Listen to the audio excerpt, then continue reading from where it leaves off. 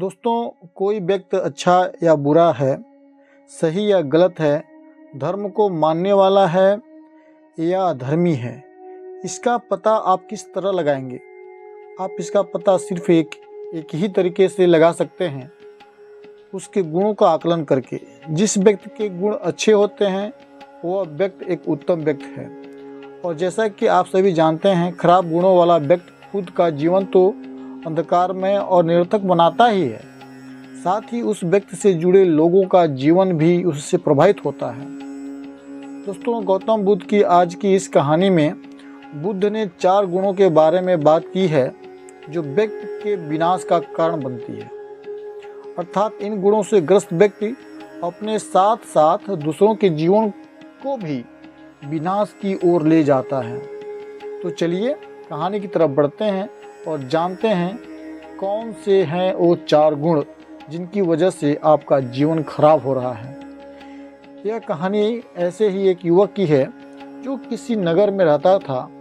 उसका नाम था अंकमाल।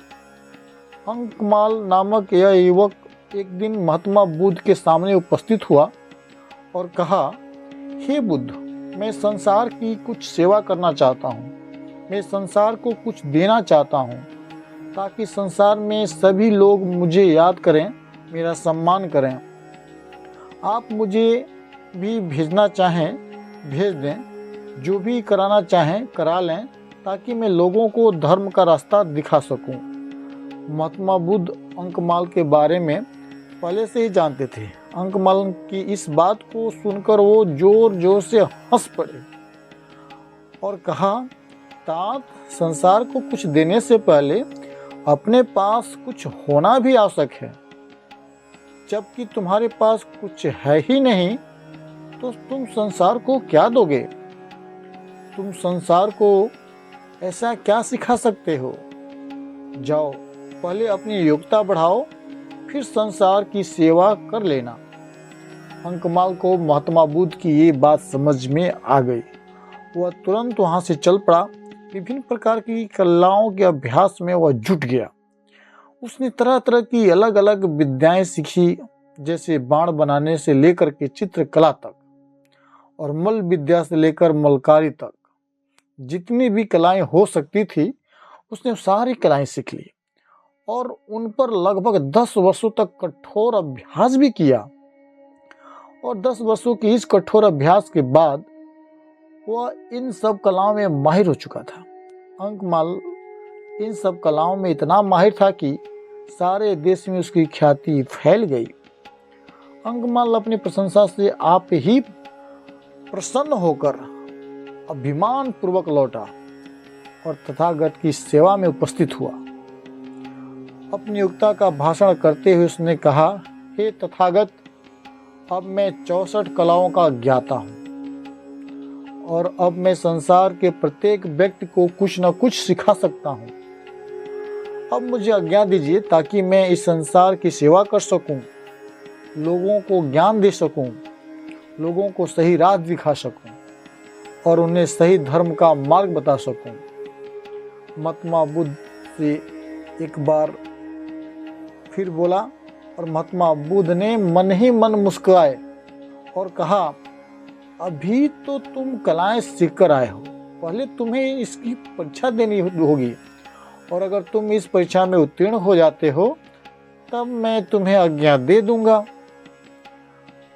अंकमाल ने अपनी 64 कलाओं के अभिमान में महात्मा बुद्ध से कह दिया, जी हाँ, ठीक है, मैं तैयार हूँ, बताइए मुझे क्या करना होगा। महात्मा बुद्ध ने कहा, तुम्हें अभी कुछ नहीं करना, तुम अपने घर जाओ। अंकमाल ने ऐसा ही किया। महात्मा बुद्ध को प्रणाम किया और घर की ओर चल दिया।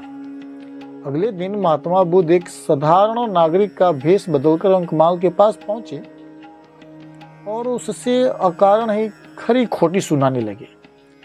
अंकमाल 64 कलाओं का ज्ञाता था, लेकिन उसे अपना अपमान सहन नहीं हुआ और क्रोध में आकर वह महात्मा बुद्ध को मारने के लिए दौड़ पड़ा। जब महात्मा बुद्ध ने अंकमाल को इस तरह से देखा तो हंसकर लौट आए। उसी दिन दोपहर के वक्त दो बौद्ध भिक्षुक अंकमाल के पास पहुंचे और उससे कहा, हे आचार्य, हमारे राज्य के राजा ने आपके अंदर इतने गुण देखे हैं कि वह आपको हमारे राज्य का मंत्री बनाना चाहते हैं। क्या आप इस पद को स्वीकार करेंगे? अंकमाल लोभ में आ गया। उसने कहा, हाँ हाँ, क्यों नहीं, अभी चलो। इतना सुनकर दोनों श्रवण मुस्कुराने लगे और चुपचाप वहां से लौट आए।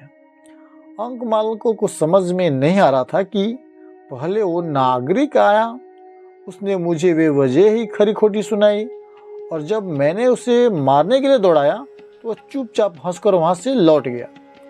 और अब ये दो श्रमण यहाँ पर आए जो मुझे मंत्री बनाने के लिए राजा के पास ले जाने वाले थे। लेकिन जैसे ही मैंने उन्हें हाँ कहा, ये दोनों भी मुस्कुराकर वहां से लौट गए। अंकमाल सोच ही रहा था, तभी थोड़ी देर बाद भगवान बुद्ध पुनः उपस्थित हुए। उनके साथ अम्रपाली भी थी। अंकमाल ने महात्मा बुद्ध और अम्रपाली का स्वागत किया और उनका आदर सत्कार किया।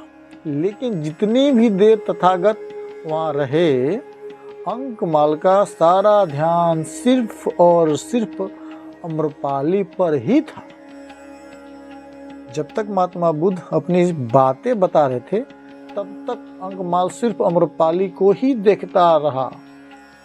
महात्मा बुद्ध ने अपनी सारी बातों को समाप्त किया और अम्रपाली के साथ वापस आश्रम लौट आए। धीरे धीरे रात हो गई और फिर अगले दिन महात्मा बुद्ध ने अंकमाल को आश्रम में बुलाया और अंकमाल से कहा, बस क्या तुमने काम, क्रोध, लोभ और अहंकार पर विजय की विद्या भी सीखी है? अंकमाल को पिछले दिन की सारी घटनाएं याद आ गई और समझ गया कि वह सब महात्मा बुद्ध ने ही किया था। उसने लज्जा से अपना सिर झुका लिया और महात्मा बुद्ध से अपने अहंकार के लिए क्षमा मांगने लगा और फिर उसी दिन से वह आत्म विजय की साधना में लग गया। साधना में लगने के बाद उसने इसी 4 चीजों पे अभ्यास किया। पहला काम, दूसरा क्रोध, तीसरा लोभ और चौथा अहंकार। काम, क्रोध, लोभ और अहंकार जिसके पास है उसका विनाश निश्चित है। जगह के अनुसार, समय के अनुसार, परिस्थिति के अनुसार इसका इस्तेमाल करना बिल्कुल ही सही है और धर्म के अनुसार है। तो दोस्तों, अगर आप लोगों को यह वीडियो पसंद आई हो तो कृपया मेरे इस चैनल को सब्सक्राइब कर लीजिए और मेरे वीडियो को लाइक कर दीजिए। आप लोगों का बहुत बहुत धन्यवाद।